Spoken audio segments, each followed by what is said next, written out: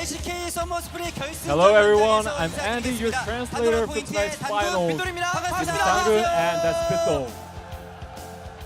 네, 정말 역대 원탑 결승입니다. And the 그리핀과 two KT, teams on KT와 top, 그리핀의 clash between the giants, 결승전이 KT versus Griffin. 네, 정말 뭐 역대급이고 Everyone's 역대급이다라는 so hype right now. 이야기가 많이 They're having 나왔었는데 high 그만한 expectations. 스토리 양팀 다 네 And the 글자로 story is just 함축적으로 getting more 요약할 수 exciting, 있는 exciting. 후돈 성불 대 로얄 로드의 그렇죠. 이 The 스토리 Royal 넘치는 Roller 결승전 or the 정말 historic 경기가 powerhouse. 재밌습니다. 그렇습니다. 경기가 재밌는 만큼 이 삼산체육관도 정말 많은 You know, a lot of the 관객분들이 fans are here today at the Incheon Samsan Stadium 그렇습니다. to 그리고 cheer for the 그것만큼 respective 선수들은 teams. 더욱더 재밌는 경기로 보답할 것 같고요. 그렇습니다. 이 근데 현장에 관객분들만 있는 게 아니에요. And here, 저희 It's 뒤쪽으로 only not the 또 guests 엄청난 here 분들이 와 today 계십니다. and the 그렇습니다. fans 그리고 here 리그 오브 today at the Samsan 레전드라는 Stadium. 게임, 그리고 문화 We 자체를 have the 더욱더 cosplay 재밌게 team 즐길 수 right 있는 behind us. 결승전 현장에 또 Cheer 코스플레이어분들이 for the 이렇게 players 또 and 더 the fans. 재밌게 즐기는 모습을 보여주고 계셔요. 그렇습니다. 많은 챔피언들이 지금 네. 모이고 You know, a 있는데 lot of champions are here 아리도 today. 보이고요, 니달리도 Nidal- 보이고요. Nidali, 그리고 별소자, Soraka, 룰루, 소라카, Sona, 그리고 사전에 and 화제가 even 됐던 Fiddlesticks right 피들스틱과 더불어서 미니언인가요? 골드죠 저번에. And I guess that's a 정말 minion over 중요한, there. 어떻게 보면 리그 오브 레전드에서 가장 중요한 거예요. 일단 덩치는 Yes, 슈퍼 Minion 미니언급인 것 definitely the 같아요. most 그렇습니다. important 저렇게 또 League of Legends 코스프레이를 하시는 character. 분들 덕분에 네. 더욱더 이 결승전이 축제 So 현장이 the 되는 것이 아닌가 atmosphere is 생각이 듭니다. just getting heated up with the cosplay team here as well. 네, 이 결승전이 챔피언 말고도 네. 또 엄청난 And you 그런 know, 손님이 the 오셨다고 finals 들었거든요. is extremely important, and it's not only the fans here. 진짜 자리를 박차고 여기까지 뛰어온 We have a special guest here today. 모셔보도록 하겠습니다. He 그렇습니다. couldn't 아마 이분은 watch this at the KT를 gaming 응원하고 house, so 있지 he 않을까. came here 그런 live 생각이 to 드는데요. see the 바로 finals. 아프리카 It's Africa Freaks 미드라이브 Kuro. 쿠로 선수를 What a special 모셔보도록 guest. 하겠습니다. 큰 박수 부탁드리겠습니다. 안녕하세요. Hello. 네, 먼저 관객분들하고 시청자분들께 인사 좀 Hello, could 부탁드릴게요. you 네, say your 안녕하세요. greetings to the 아프리카 fans? 프릭스에서 미드를 맡고 있는 쿠로 이성입니다. Hello, I'm Kuro, the mid laner for Africa Freaks. 네. 네, 뭐 아프리카 프릭스가 어떤 팀을 응원하는지 왜 그런지 거에 You know, 대해서는 we 뭐 definitely 많은 know 분들이 who 아시잖아요. you're 월드컵 cheering for 때문에. tonight. 근데 여기까지 오셨어요. And you 혹시 actually 지금 came here 좀 더 to see 응원을 live. 많이 해야 되는 그런 상황이 된 거 아닌가요? 저는 뭐 사심 없이 응원하려고 You know, I'm 하는데 네. here. 이게 제가 You know, I'm not actually 결승은 cheering for one particular 승리 team. 많거든요. I'm fairly balanced. 그래서 그냥 뭐 응원 열심히 안 해도 I think KT가 이기겠다. I just want KT to win actually. 근데 혼자 오셨어. 다른 팀원분들도 사실 You're actually here alone today. Where are the rest of your team? 지금 뭐 숙소에서 모여서 응원을 하고 있나요? 네, 원래는 다 같이 직관을 올 You 줄 know, we are 알았는데 actually 항상 gonna 그렇게 안 되고 come here 저랑 together 이제 to 젤리 watch, but 선수만 같이 you know, the 오고 rest of the 그다음에 guys are actually 나머지 선수들은 at gaming house watching the finals. 숙소에서 네. 방송으로. 네. 그렇습니다. 어떻게 보면 아프리카 couldn't make 운명에 it. 걸려 있는 경기이기 때문에 그렇죠. 쿠로 선수가 차마 이거 스크린으로 볼 수 없어서 And you know, 네. today's 현장을 match is 찾아주신 really 것 big, 같습니다. 뭐 and 재밌는 Africa, 결승전도 중요하고 Kuro 팬 just 승부도 couldn't 중요하겠지만 sit down 어쨌든 at the gaming 아프리카 house 프릭스 and 선수들 watch it 프로 there. 입장에서는 He had to see it 당연히 come 또 live. KT의 승을 응원할 수밖에 없으니까는 그리고 좀 마지막으로 And KT도 since KT지만 you are in a position where you have to vote, cheer for KT, 프로 선수에게는 필요하잖아요. 스맵 선수에게 would you like to send a cheerful message to Smab and the rest of KT members? 첫판 보니까 그냥 뭐 경호가 아니고 봉박이가 나왔던데 You know, first set was definitely unfortunate. 믿고 있어. Smab, I 파이팅해. have faith in you. 네. Fighting. 알겠습니다. 오늘 어려운 자리에 주신 쿠로 선수에게 다시 한번 큰 Kuro, 박수 thank you for coming 부탁드리겠습니다. down here 이 tonight. 프로의 응원과 더불어서 스맵 선수도 스맵다운 그런 어떤 좀 And 패기 Smab, 넘치는 we 경기라고 hope 보여주시면 you 좋겠네요. continue to 네, show 현재 great performance. 결승전 1세트 그리핀이 앞서 나가고 The 있는 first set 가운데 has just ended, and 1세트가 Griffin 끝난 이 is 시점에서 in the lead 또 right 저희가 now 재밌는 with 데이터를 1-0. 준비했습니다. 그렇습니다. 역대 결승전들이 펼쳐진 가운데 과연 1세트 승패 And we're gonna look into some numbers right now 저희가 확인해 봤어요. to 함께 see the probability. probability. 그렇습니다. Okay, on the left it says in the case of winning the first set, the overall win rate increases to 80%. However, in the case of winning the first, in the case of losing the first set, the winning rate decreases to 20%. 1세트에 대한 중요성을 We're 언급하시는 just 것이 having a 아닌가 look at the 생각이 numbers 듭니다. here. 역대급으로 뭐 재밌는 스토리 있는 결승전이니만큼 And definitely 이거를 a 또 lot of KT가 어떻게 numbers and 극복하면서 story 색다른 included 전설을 in this 쓸 거냐, finals. 아니면 그리핀이 이 확률에 거기다가 한 번 더 Will 얹어줄 it be 거냐 이것도 보는 KT 재미가 going 있을 것 up 같아요. or will it be 확률의 Griffin going 끝까지 up? 양팀 Who knows? 응원해 주시길 We have to 바라겠습니다. see 자, at the 그럼 end 한 of the 줄평을 day. 만나봐야 될 텐데 오늘은 Now 좀 it's 특별한 time 한줄 for the 제가 준비했죠. one-line 그렇습니다. segment. 평소에 제 한 줄평 때문에 사실 좀 야유를 Everyone 많이 is looking 받아서 forward 너무 많이 to. 받았어요. 이번에는 팬분들의 기운을 좀 얻어보고자 And 그렇죠. here, GN you SNS를 know, a lot of 통해서 fans here 저희가 today, 양팀의 and 응원 한 we 줄평을 voted for the 사전에 best. 받아왔습니다. 그렇습니다. 여기서 저희가 One-line 지금 summary. 언급하시는 분 1등이 되신 분에게는 저희가 게임의 의자를 And And 네. for the person voted as the best 그래서 one-line 그 summary, 일등을 we're going to be handing out a gaming chair. KT와 관련된 응원 한 줄평이었어요. KT와 So it was a one-line summary related to 이행시를 보도록 KT. 하겠습니다. 네, 오늘 오늘 제가 띄워주시면 오늘 띄워보도록 하겠습니다. Actually, a play in K. words. K, 고동빈 고 Korongbin go, T to T, heaven. to heaven. And Korongbin here refers to score, 이것이 so 1등으로 people want 당첨이 score to 됐는데 enter Nirvana. 나머지는 이것보다 약간 재미가 떨어졌다는 얘기죠. 그렇습니다. 이것을 이제 해주신 분에게는 저희가 So for this 게이밍 amazing 의자를 person, 선물로 we'll hand over 드리도록 the 하겠습니다. gaming chair. 자, 다음에 더 재밌는 경기가 기대되는 가운데 And we have a 저희는 여기서 lot of 마치고 marvelous 2세트로 sets 다시 and 돌아오도록 games 하겠습니다. that are 우리에게 prepared for 필요한 us. 건 관심. Tune in 선수들에게 필요한 건 and sit down 응원입니다. and let's watch the 안녕. LCK.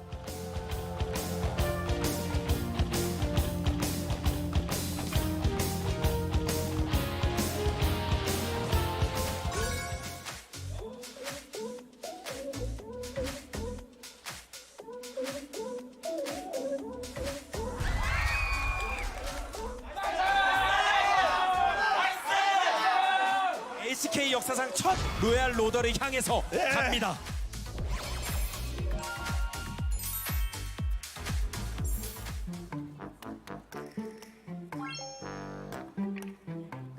우리 롤챔스 우승하면 상금 얼마야? 그럼 상금은 그렇다 쳐. 롤드컵 진출하는데 롤드컵 스킨 뭐 만들지? 그라가스. 만약에 그라가스 짱. 그라가스 만들자. 나 그라가스 떡보다 게.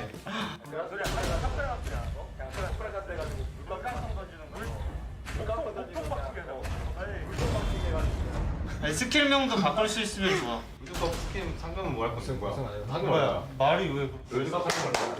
다들 조용. 결승 무대도 못 밟아본 것들이 벌써부터 빠져가지고 너희 결승 가봤어? 감독님도 결승전 못 가봤잖아. 난 가봤어. 러너리그 가봤어. 됐고, 너희 같은 햇병아리들에게 결승전은 그렇게 호락호락한 무대가 아니야. 지금부터 결승전 대비 특훈에 들어간다. 첫 번째 특훈. 자, 상대의 도발을 미리 예상하고 대처하는 멘탈 강화 훈련이다. 제가 잘하는 애들을 진짜 싫어해요. 피엘 선수는 이제는 입진 않아요. 저는 못하는 애를 싫어하는데 인프는 너무 못해서 싫어요. 만약에 제가 나오게 된다면 카운터 펀치를 한번 크게 먹일 수도 있을 것 같습니다. 근데 누구세요?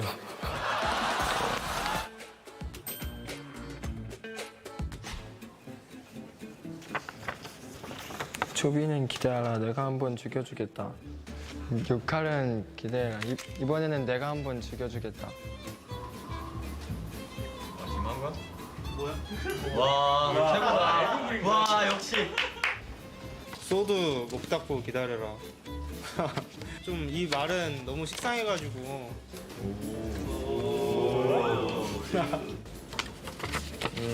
제가 신입생 킬러거든요. 저번에 저한테 한번 당해보셨을 텐데. 준우승 파이트들이 더 커 보이는데. 정수의 왕.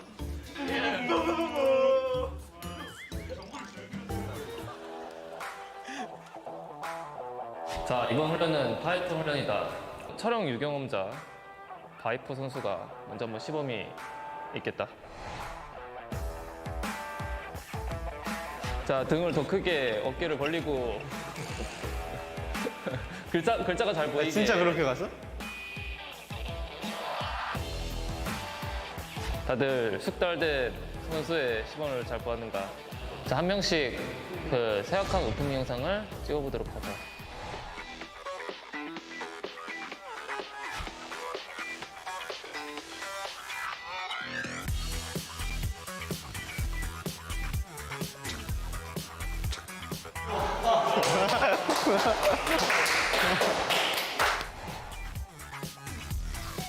점프하면서 일어나죠. 와. 레디 액션. 어우, 좀 그래. 자, 준비 슛. 레디 액션.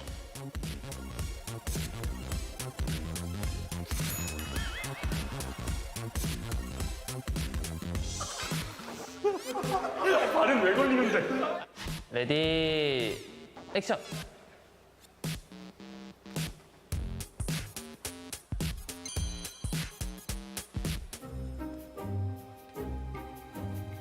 자, 이제 마지막 특훈이다.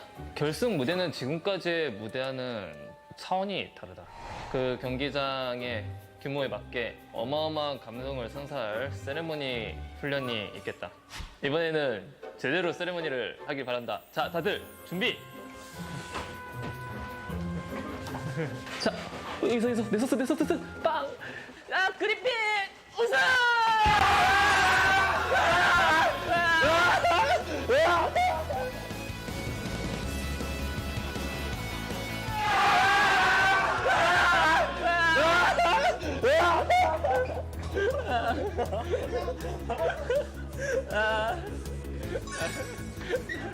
나이스.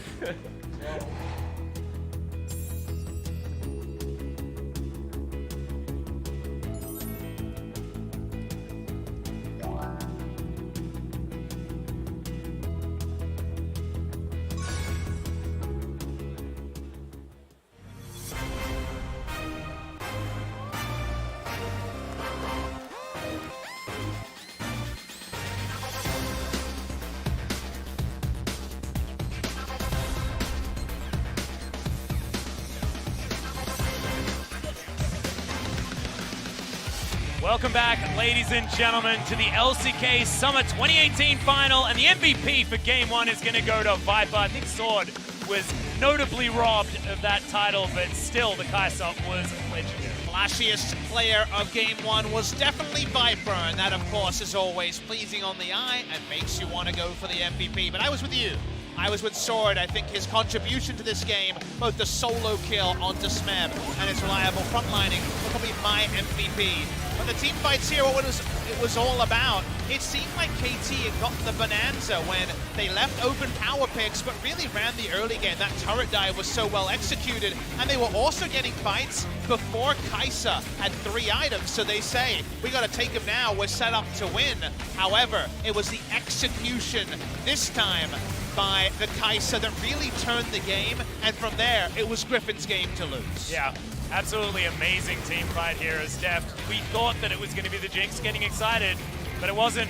It was Viper single-handedly winning a team fight on 1 item Kai'Sa. And I think this is the sort of game and moment that makes Viper smile, because everyone was ready to label him a meta abuser in the first few weeks of the season. How's he gonna do when the awesome dudes are gone and the AD carries are back? His ability to hold on to cooldowns, track enemy cooldowns, and outplay in teamfights reminds you of some of the best in the world, and that is big praise, given that he's facing Deft on the day, that he's in the same breath in the conversation. Yeah, you can imagine a lot of those who have been watching the LPL recently would have seen Uzi doing very similar things. Slightly different patch, but still the same story as Chovy. That fear beyond death. This was just a highlight reel of Viper playing hyper aggressive. But by the end, it's more a highlight reel of I can have a Banshee Veil, Zonia, QSS, and do whatever I want. I'm going to initiate, I'm going to flank. He can start action and end action, and AP Kai'Sa at 6 items has no counter, Atlas. It is unbelievably broken. It got there because KT lost that earlier fight. It was turned by Viper, so I guess we have to give him the benefit of the doubt. Yep, the pins fell just one after the other after that point in time, but KT did keep it very, very close and did have late game tools, just weren't able to capitalize. That being said, look back to the draft, it was genius from Griffin to manage to utilize the drafting phase. They utilized counter picks so well. KT had answers, but I don't think we'll see these same picks available again in Game 2. Well, we're going to find out very soon. I saw some coaches coming into the booths, and I need to know. I feel like you say, out with the jungle bans, in with just raining down some of these power picks. We cannot see Urgot and AP Kai'Sa on the same team. Please, at least separate those two. Yeah, exactly right. So guys, we're not going to see any player swaps or anything like that. Not going to be switching in Pawn or Rather or anyone. It's going to be your same rosters. KT versus Griffin. Game number 2 champion select is upon us. Let's see the confirmation of blue and red side. Okay, Griffin has chosen blue side. KT chose blue side in Game 1, and the word around Korea, even though we had the first stages of the playoffs be defined by choosing red side, blue side, because Urgot and other first picks are now seen as a tier above the strong champions, blue side is being preferred in most drafts. Game 1 was a bit scuffed in the draft because of all the jungle bans, 5 jungle bans in the first round. Already, we're seeing some divergence. Yeah. Tahm Kench is finally going to be banned, the Aatrox as well here from KT. But that is a Rise ban coming in from Griffin, another pick that we were expecting to be relatively contested. It's 3 first picks in another draft banned away, so we're having a lot more attention to what's overpowered. But can Griffin slide a winner? Varus, for example, would be a big power pick as a first pick, and on red side, it's more priced a first round dropped on red side because it's a big flex pick between mid and bot lane. But the Varus, even if it's just going to be in the 2v2, is very, very powerful. Was banned in game number 1. Well, KT, do they ban the Kai'Sa or do they ban the Varus is the question here. Of course, the Kai'Sa goes down in value a little bit because Lehens was fantastic with those devours to allow her to be so incredibly powerful, but the Trundle, the 100% win rate for Tarzan is going to be the priority here from KT. I think Varus is the first pick over the Kai'Sa just because AP Kai'Sa in a different game didn't win the team fight we saw and never got her items and wasn't able to pop off like Viper was in game number 1. And it's still a flex pick on blue side. You just can't flex pick until last pick because you're on the blue side. So definitely a tier list pick, but the Urgot is left open. I guess Griffin wonder, will KT be just as ready for it? First, we already know now, mid lane and top lane flex pick will be first picked for KT on red. See whether it is going to be UCal that played it. The solo queue accounts that I've seen from UCal hasn't been playing the mid lane Urgot too much, but that's the Alistair coming in here as well, showing that now Marta, without having to worry about the fear beyond death, is going to once again be the cow. UCal has actually been shielding most of his accounts. Very hard to find out what he's been playing recently. I was waiting to see how his Aurelia play was looking, because Chovy has been playing it extensively in solo queue, was banned in the second round in game number 1. This would be a blind Zac again, but this time not with the same attention to jungle. The Alistair's already shown could interrupt, but maybe not if Morgana's there. The Black Shield could definitely be on the blob ban. Yeah, the classic Morgana and Varus lane, the purple stuff flying at you lane for Griffin. KT, do they just lock down the bottom lane here? Leave things still up in the air, or do they grab a jungler with priority for score? Kai'Sa here. Kai'Sa would definitely fit the draft. It'd be a very hard lane, but Deft early in the season was the first to say, I don't really care about what you're doing. I'm going to Kai'Sa into any lane.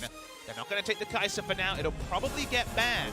And the result is a Taliyah. Who's it for is a question we do not know the answer. Not quite yet. Of course, UCal was a Taliyah one-trick when he first made his way in, and this is before the Taliyah nerfs. So still going to have a little bit more movement speed, and Seismic Shove is lower on the cooldown, still a flat 12 seconds. And Cho'Gath to be banned here. The Seismic Shove nerf was big for jungle because you couldn't use it on every camp because it had that flat higher cooldown. At a lower cooldown, she's still really powerful in the jungle. Again, guys, look at the screen. It will once show patch 8.15 right there, right below Sword in the mid. So it is patch 8.15 still. Akali disabled, in case you're wondering and joining us late, as it's been the entire Korean run of playoffs.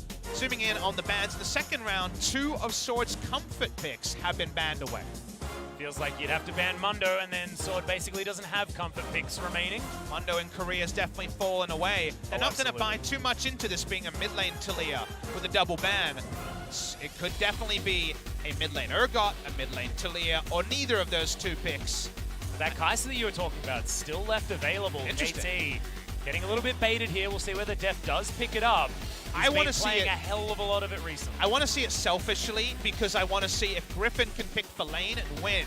Because KT were doing this against Genji. That was the first team they did it against. It was Varus, Morgana, and Def said, you're not going to die. Me Ambition doesn't gank. I'm just going to farm it out. And they won with Kai'Sa. Griffin knows all about that scouting report. Usually they're the one on the Kai'Sa side of the matchup. Can they actually be the one to put Deft in his place? Because Kai'Sa Alistair shouldn't do anything against Varus Morgana. Well, I absolutely love it, Papa, because what do you have on the top side of the map theoretically for KT? You've got the Urgot that is such a lane bully, such a powerhouse that should easy win any lane.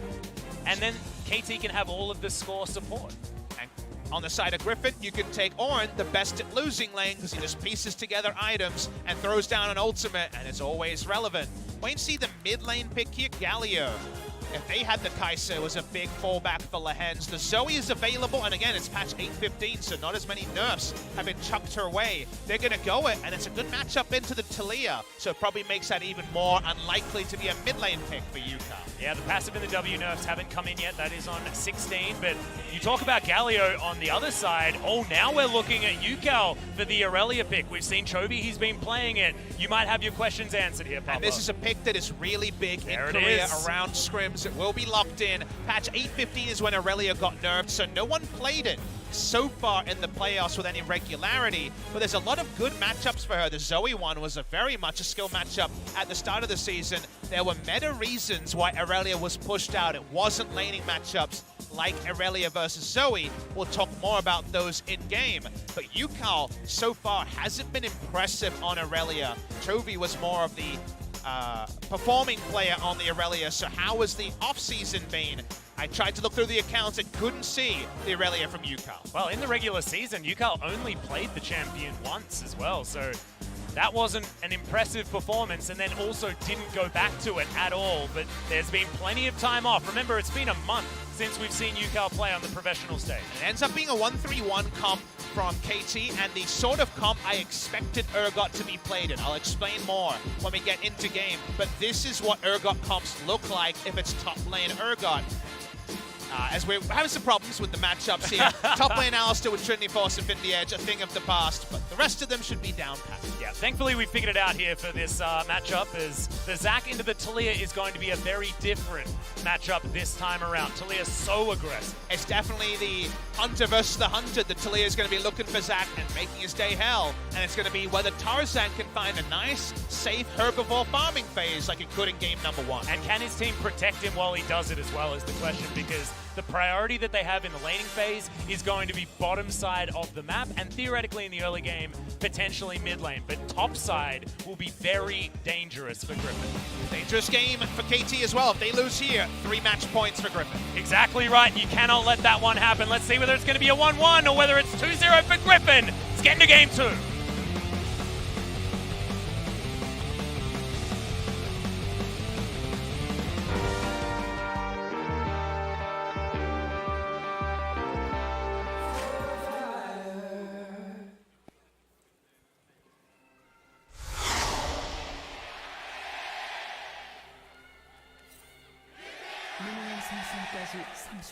KT fans, you can hear the desperation in their voices.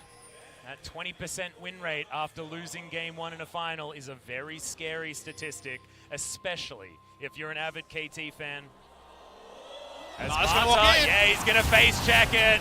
Can he actually get the flash? The pole was good, and he's going to be able to get out with his life. Remember, so many flat resists from Aftershock that if you skill pole, Q, you get like 70 armor and MR and you walk out. He had to flash away, but does not go down, even though there was focus fire and an ignite on him from Griffin.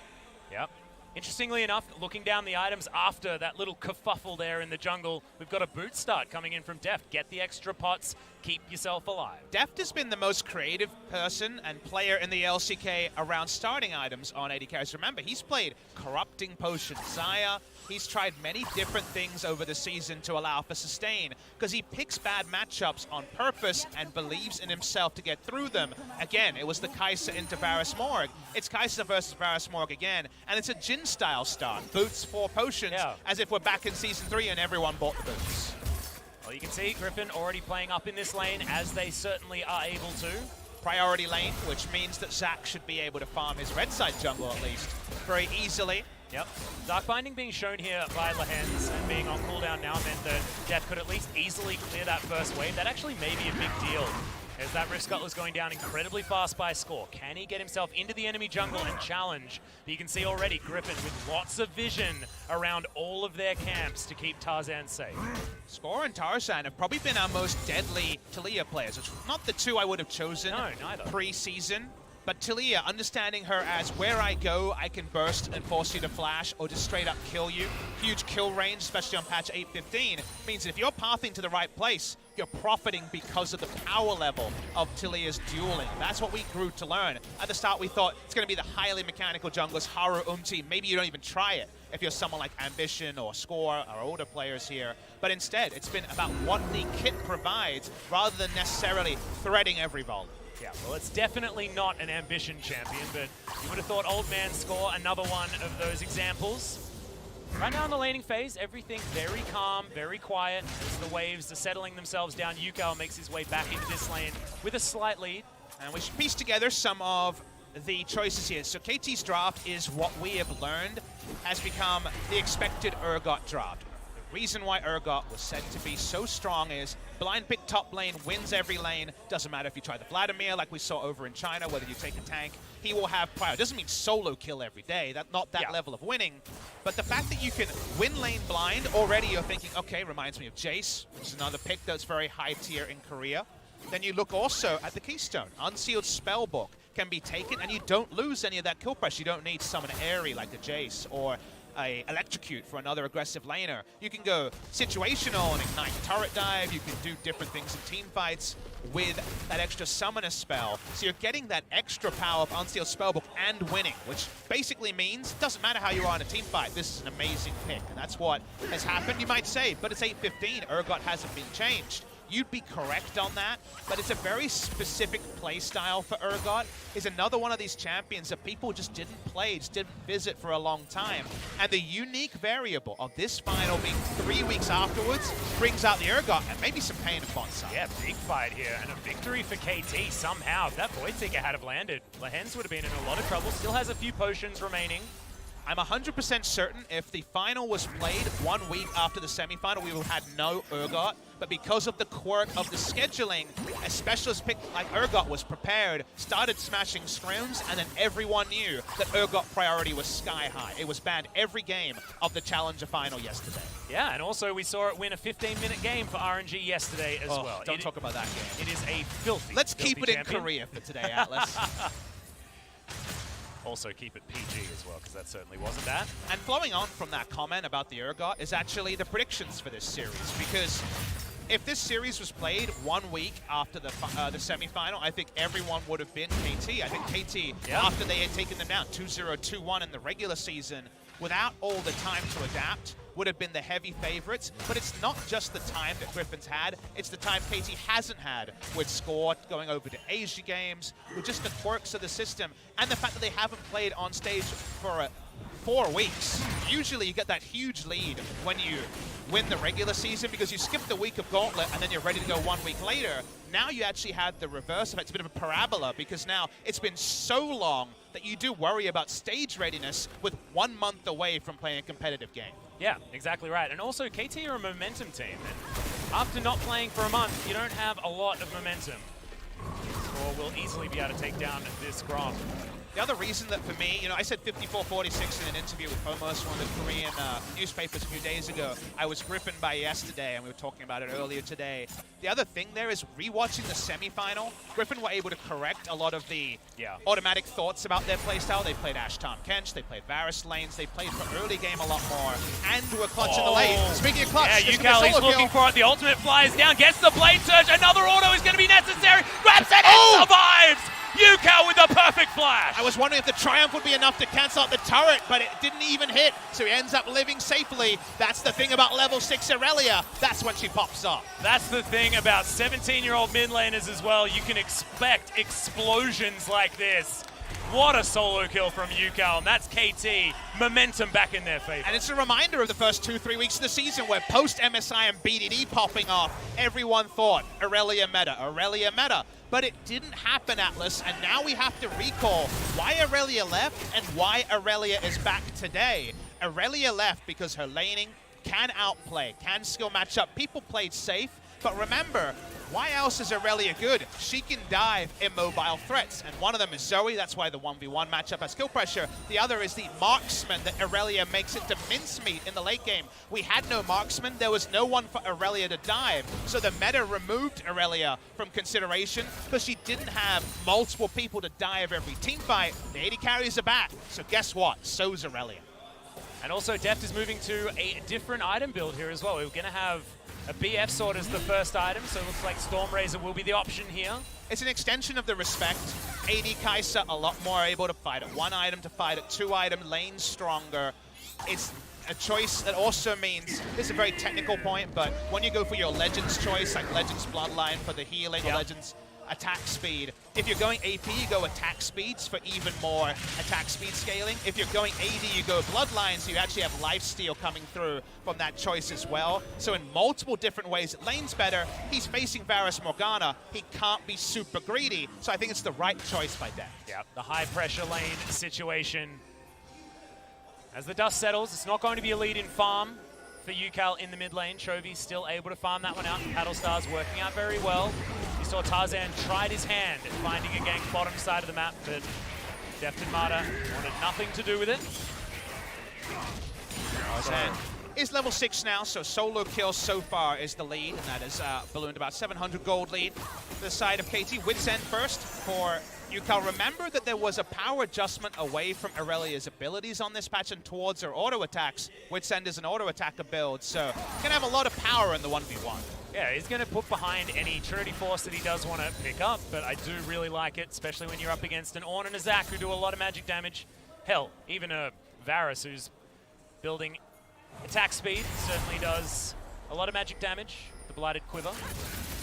Very much Griffin are about their timing. Zoe Varus comps we've had very commonly, all about hitting the 1-2 items on the Varus, the 1 item on the Zoe, getting that Luton's Echo, and then go on mid lane and starting up the siege. They also can threaten with the Zac and his engage range as well. But that's a product of Vision Line. That's what we know about these siege comps. If you get the control wards down and where are the flankers, no idea where Zac is, then the siege can be really strong. If all those variables are predictable, or if the game just leads to a 1-3-1, KT have the ultimate 1-3-1 comp, because Aurelia is probably the best side lane. Oh, good sidestep coming in from KT. Lehens has to flash to get out of the way of Mata. Getting a lead in 2v2, one of the big ways we thought KT would open this series. A nice aggressive moment is what is usually a losing lane, but coming back to my original point, Aurelia 1-3-1, supremely powerful as we know. No one will be able to stand 1v1. Maybe Sword can farm out under a turret. Can't do any more than that. Urgot, we already said, priority in the 1v1. Kai'Sa can combo with both of those and swoop in when she's done wave clearing mid to get kills in the side lane. And it's about the most deadly 1-3-1 you can get. The Shen support might be out, but 2 winning lanes and a Kai'Sa flying in is what KT has. Well, you can see Smeb getting frisky here with Sword, but Tarzan is up here to help out. That being said, he's just going to back away. The Mountain Drake should be taken by KT, and Score is getting everything. Tarzan can't get a Rift Scuttler to save his life, Popper. It's been all of them going over to this Taliyah, 80 compared to 50. And just huge. But it also plays into items. Wits End Aurelia, already a solo kill. Well, the mid laner ain't coming first, for sure. That's another thing that Taliyah can now use in her arsenal. Only bot lane is an area where they have to be a little bit in 2 minds, and Lehens already used his flash defensively. So basically everything now, if they can somehow make bot lane a full priority lane, it's just 3 dominating lanes, and a jungler who farms fast saying, I'm going to take every camp on the map. And the Rift Herald as well. Shelly is going to take a lot of damage. You can see Scry's Bloom is actually utilized, but Sword not going to be face-checking this one, and Shelly should just go for free. Over to KT. Smeb and UCal make their way up. That's lane priority for you, ladies and gentlemen. And she is going to go down. Tarzan in the only lane, really, that Griffin can gank. Tarzan has to go bot side. That's where his duo lane is. KT know, both from a ward and just how the champion is, he will spend all his time on the bot side. Rift Herald's free. Blue buff steals are free. Basically, the top side is a wash. KT already won it in draft. Yep. It's happened. This is the red side for you, and it looks that with KT now trying their hand at the counter-pick strategy has worked out for now. That being said, we're 12 minutes into this game. Rift Herald is going to get thrown down, and KT looking for first turret here in the mid lane. Smeb walks up, he's rotating. Chovy can't wave clear a Rift Herald. It's going to be first turret mid lane. See if Zac can change the story. Yeah, we will have the kidnap available, but good God, that turret is more than dead already. Might even get another charge here. Oh, he misses the eye, but he got it in the end. Yeah, so he was able to decrease the damage, but 1 charge always going to happen. Yeah, it's not old Shelly where she would have done basically no damage. This time around has a base damage that's pretty high. That's going to be first brick. A lot of damage. You want to know something scary? KT have all got the 1 items too. Black Cleaver, Runic Echo, the Wit's End, and the Stormrazor. And Again, the Moby boots. AP Kais is gone. Yeah, for an Alistar, his first item definitely is Moby's. I wasn't being facetious. They all have their core items, and there's a Frozen Heart and some Sorcerer's Shoes on the side of Griffin and nothing else. So KT had the priority top and mid. The item timing is working out really well. It's Q Evolve already for Deft. So Deft wants to fight earlier. His other lanes are winning, and the jungler is overwhelming. Griffin are already kind of into 5-4 Griffin's second round territory of, well, maybe there's a late game team fight we can win, and I don't necessarily think they've picked for late game team fights either. They do have more tanks available to them, so you feel front to back does work out here, but KT are looking for Sword.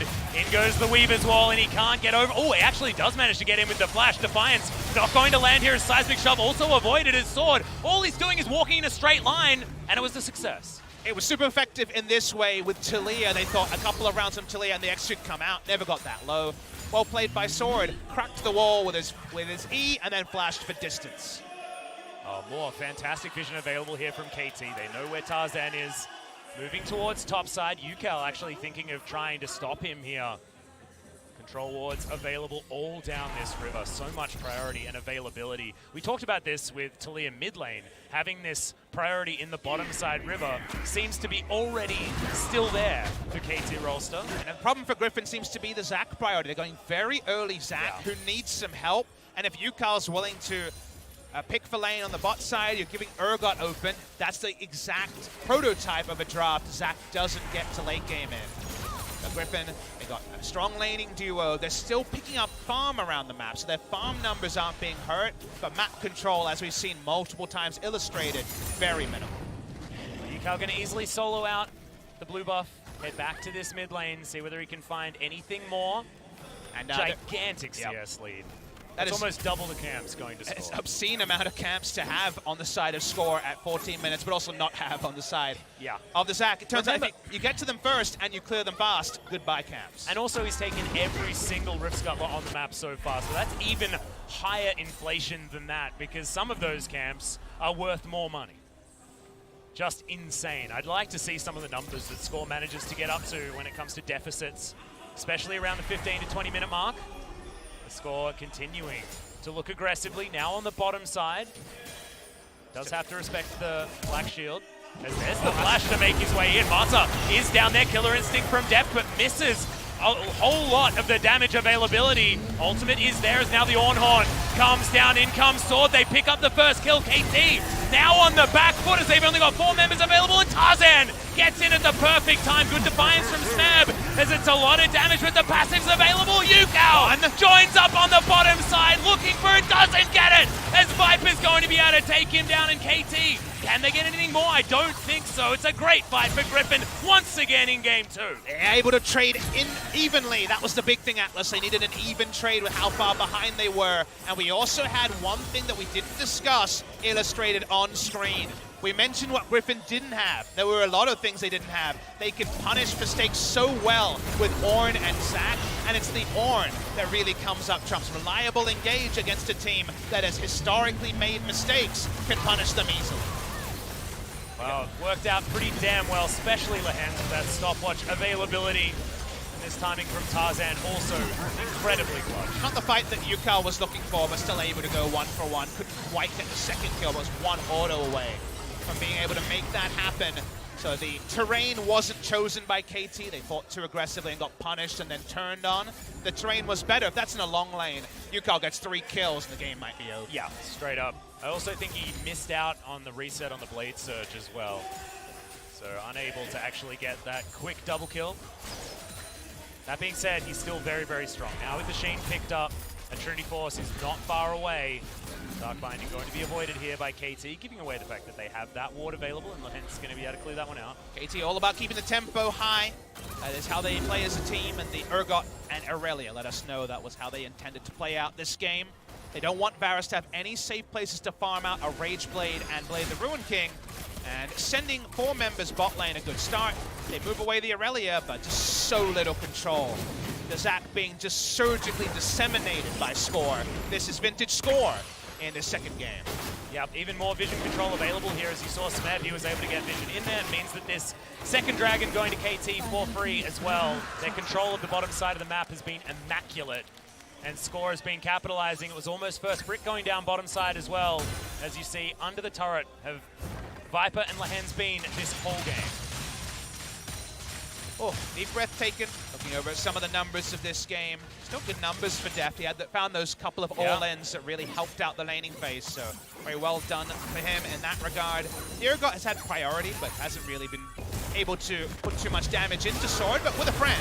Yep, that's the Weaver's Wall. Can Score actually land the seismic shove this time around? Flash does come in. Doesn't invest it, as Chovy is now the option. Flawless Duet, not so flawless here. Doesn't quite pick up the Zoe, but it means yet another Rift Scuttler. Tarzan not allowed in the river ever. So not able to fight for anything, has to fully disengage. Didn't need to use his ultimate there, has that for wave clear later. Deft puts out. Just a bit of a check there with the Void Seeker, but Score just continues on his merry way as every camp just spontaneously explodes. They see him, salutes him, and gives him some gold. Yeah, it's pretty much like they just commit suicide as he walks towards them. It's terrifying. Trinity Force now done, 2-item spike in for UCal. Probably wants to get himself some Merc Treads, and he's going to be the happiest Aurelia ever.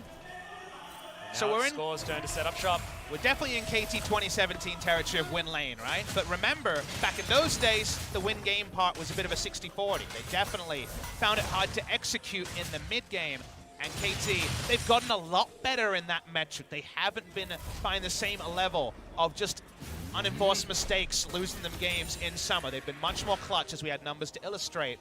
However, it's the grand final. It's a different arena. It's the place where famously Score has never been able to pick up that win. So can they still be 8-1 second round robin KT? Because it's a big lead. They have a lot of priority. The gold lead in terms of feel is bigger than the gold lead in terms of actual numbers. It's only 2,400, but it feels like they're 5K golden. Yeah, especially considering the fact that they're the Kaiser team this time around. And good God, Lahen's, I think he was there moments ago. But that's one combo from Score, and he's gone. Well, apparently the jungle camps include Morganas as well. Yeah. I thought it stopped at Wolves and Gromps, but Morgana just evaporated at the sight of Score. He went Morellonomicon. He actually already has it. So this is definitely a feasting build. Could the Mana Medjais come out as he tries to carry his team to victory as mid lane?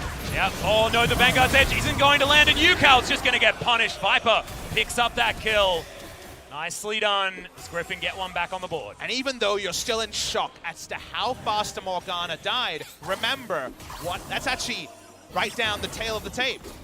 The Talia killed the Morgana really fast, and then UCal died for a 1-for-1. So that doesn't actually move the game further for KT.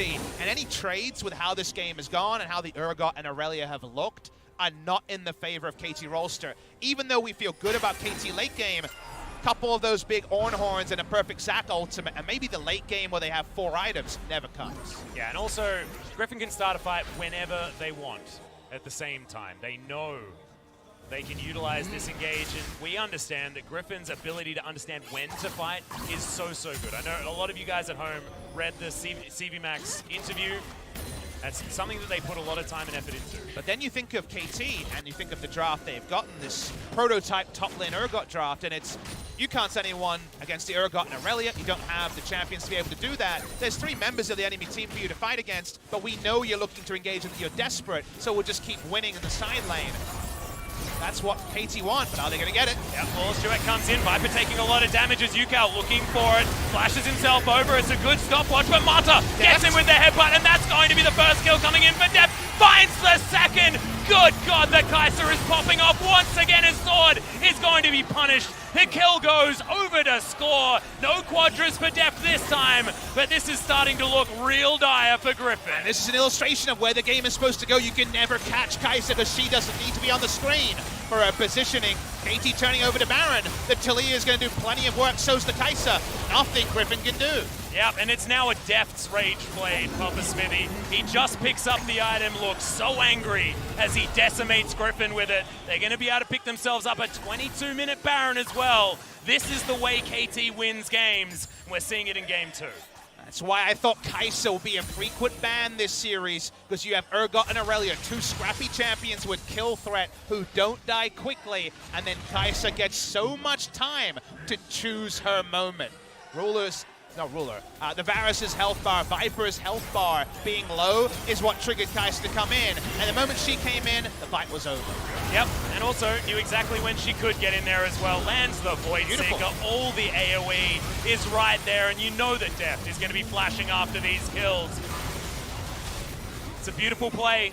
It's exactly what you expect from Kai'Sas of this caliber as well. Viper and Deft, certainly two of our best here in the LCK. This is the tricky part about Aurelia Urgot. This is why the Aurelia is so popular, because they're able to do and leverage so much as just solo picks in lane, but even in skirmishes, 2v2s, 3v3s, that by the end, when you have this engage comp from Griffin, there may never be that perfect moment to combo the engage and get a big lane. Well, Ornhorn comes in, it's going to land only onto one, but it's a good double knockup coming down from Score. As they get the kidnap, the Aurelia is going to die, but Score keeps himself alive for the moment. Had to use the flashes. Now Smeb is playing aggressively onto Jovi here on the top side. Full press is punished by the engage, so Orin able to find the 1 for 0, but it doesn't actually abate the siege. They're able to take down the mid lane turret. 1-3-1, we already said, is where KT prospers. Half the health of the inner turret in top as well. KT don't lose any map control, losing their Aurelia. Yeah, Score is going to deal with this Drake so extraordinarily quickly. Powered recall comes in from Mata. He's going to go refill those control wards as Mata is wont to do. And yet another Risker goes over to Score. Feel really blessed that in our first 2 games, if KT do stick the landing here, we're really showing where the meta is at in Korea. All this patch did not change, but gameplay and picks did change. This is reminiscent of things like StarCraft Brood War. They didn't patch for over 10 years. The meta stayed the same in terms of the balance level, but the meta around it, the picks around it, and the strategies did change.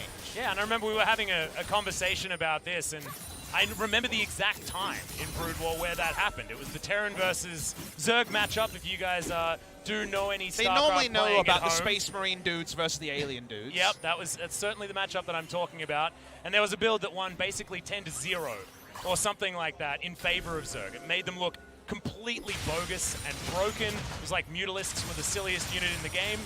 And then Terran just discovered how to beat it. And that's the sort of evolution that we're getting here. It's a real treat to see it because we've had this patch for so long. Urgot is discovered as a competitive first pick because of the 3 weeks. The other champions go up and down, watching other regions and scrimming regions. A lot of China versus Korea scrims have been happening, so the Urgot plenty in their gauntlet so far. Deft has just gone Banshee Veil for safety. It's definitely not the min-max damage build, but he knows he needs the Banshee, and a bit of ability power goes a long way with the Kai'Sa. Yeah, Voidseeker is going to be doing a hell of a lot of damage. Probably will go Nashor as item number 4, because he likes this sort of Uzi style build where you have the Stormrazor, but then you build AP after that and sort of get the best of both worlds. The triple evolve style, you get a decent 1 item, 2 item power spike with the Rageblade plus Stormrazor and Stormrazor on. So we've seen Ultra Tank AP Kai'Sa, now we're seeing Hybrid Kai'Sa, but the 1-3-1 Urgot usage. In Game 3, do both those picks get banned, and then we understand where the meta goes next, because these games are definitely being biased by Urgot's supreme power, especially in top lane in terms of the laning phase priority, but also the Kai'Sa just being able to benefit from brawlers taking a long time and then choosing her time to enter a fight with the ultimate. Well, you can see KT going to get spotted by that ward there on the bottom side. They've got so much vision available here as next Dragon is going to be a Cloud, but it's coming up in about 5 minutes' time. The Baron as well, not quite available just yet, about 3 or 4 for that one. KT looking for objectives to take on the map. Griffin getting a bit of respite here at this stage. However, it feels like the calm before the storm. You've seen Return of the King, Papa Smithy, and that conversation between Merry and Gandalf. This is that time where you can see those storm clouds in Mount Doom. Mount Doom in this story is KT Rolster. Well, the problem is I don't think the training montage has been long enough for the side of Griffin. Look at the item disparities between the 2 teams. If you're wondering about Urgot builds, it's Black Cleaver into whichever tank item feels good. Righteous Glory, and also into further magic resist here is Smeb. There's also considerable tankiness on threat on the side of KT. Meanwhile, Chovy can only build threat, and he's behind in his build. The orange is pretty tanky, but it's only 2 items also onto Viper. So the threats definitely can't ride the line between tankiness and threat like they can on KT, and they don't even have just a straight-up threat. They haven't even fully indexed into the one thing they can do on the side of Griffin. Yeah, it's just crazy, and KT just have so much one-shot potential. They've got Banshee's Veils, and I think that is enough damage mitigation to get themselves a single pick, because in the time it takes to get one ability off on the side of Griffin, KT have killed someone. In all likelihood, that's just how a team fight is going to go. Griffin have to play it out in a 4v5 scenario. But they can catch, because catch Talia, you catch other people, they do die. Banshee Veil goes a long way, but with the Ornn and Zac, there's always the chance, even just a trouble bubble over a wall. That's probably only going to delay. I think we're at the point, we know now the siege game from Griffin will never happen, but they do need to find a way to get 3-4 items and just out-team fight with Viper, because Varus can still be very threatening 4-5 items. Well, it's a good Dark Binding to knock off the Banshee's Veil on death, but that will be available once Baron spawns in 35 seconds. And can he get this? Nope. And just Griffin have so few things they can do. They're waiting for minion waves to be pushed in. They're waiting for the enemy to start the Baron.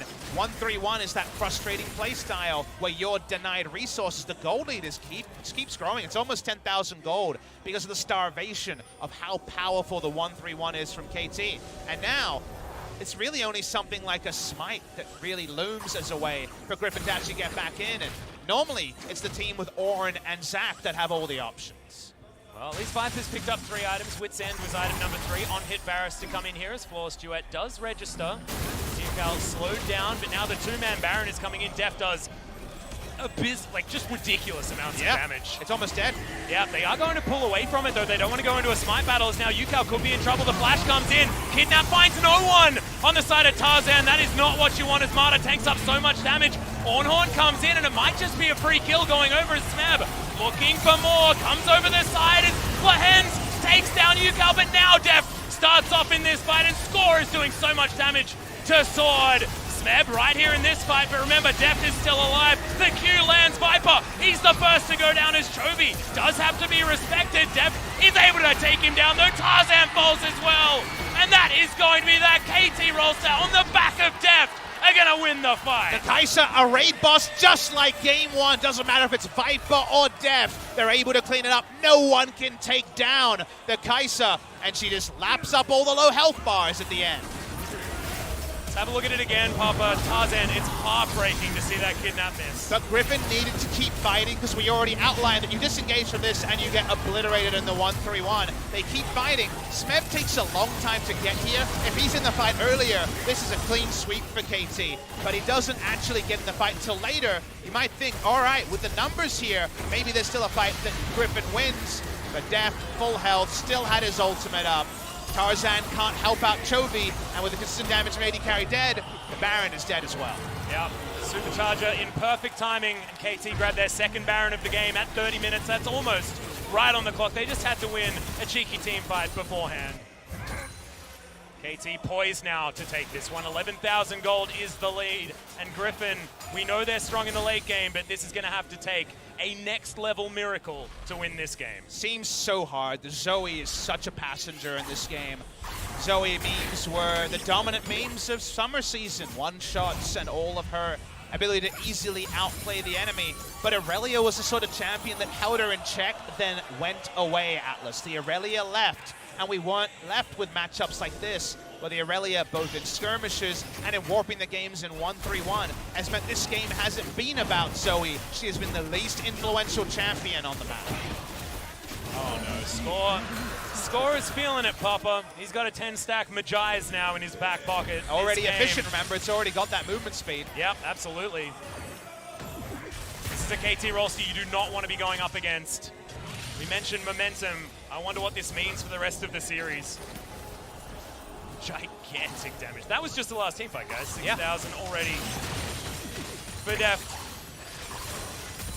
Now Marta looking to try and start up this fight. If KT get a fight on their terms, that's a great thing here. But the first pull is going to come in from Sword. Throws down the Ornhorn, but KT, they just disengage.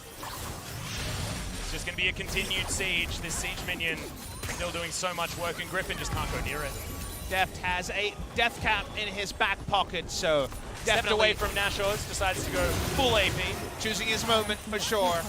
KT, not enough threat onto them. They take down this inner turret. Still 1 minute 30 of the second Baron buff, and they want some inhibitors. Yep, 2 Banshee Veils available here as well, as that was a Hexaflash from Mata. Throws down the ultimate now as Griffin starting to take some damage on their tanks, but thankfully their carries remain alive. KT have to be a little bit careful.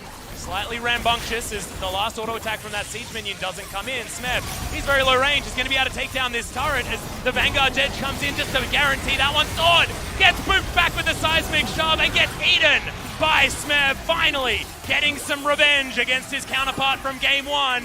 First inhib goes down, and KT looks like they just want to end the game. We will not be getting a clean sweep in this best of 5. We're going late tonight. KT Rolster so far ahead. They just want some more kills, maybe some more stacks to score. Yeah, gigantic amounts of damage. Lahens evaporates. That's a second kill coming in as Chovy is just free food for Deft. It's another kill to come down for Smeb as well as KT Rolster. They even it out. It's a best of 3 now, guys, for all the marbles in the LCK Final 2018. KT Rolster able to put together a blue side draft on the red side and decimate Griffin. So far the series has been choosing one side, and that side not doing oh so well. Both teams that chose their side have lost in game number 1 and game number 2.